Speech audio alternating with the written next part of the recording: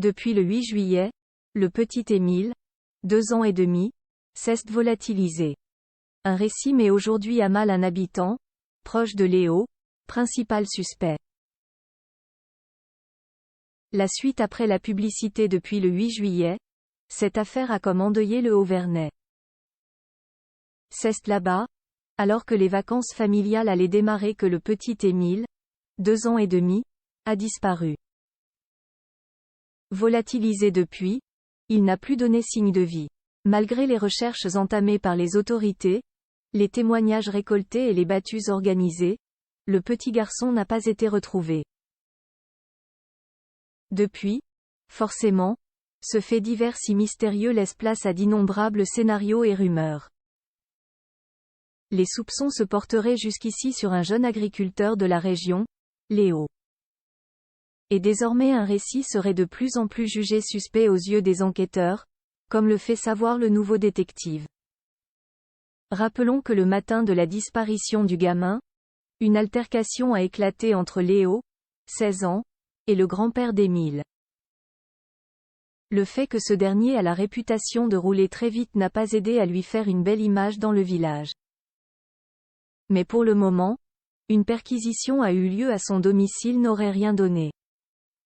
En revanche, selon le nouveau détective, il serait le parfait coupable.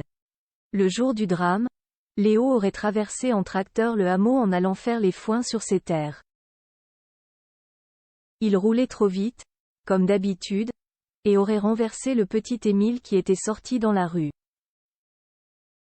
Il aurait emporté le corps pour s'en débarrasser et téléphoné à son cousin, pour accorder leur version. Ce serait la dernière rumeur qui circule au sein du village.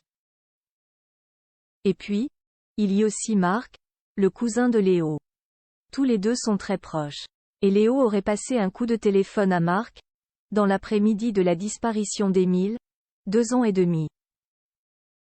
Depuis, il n'a de cesse de prendre la défense de ce dernier face aux enquêteurs.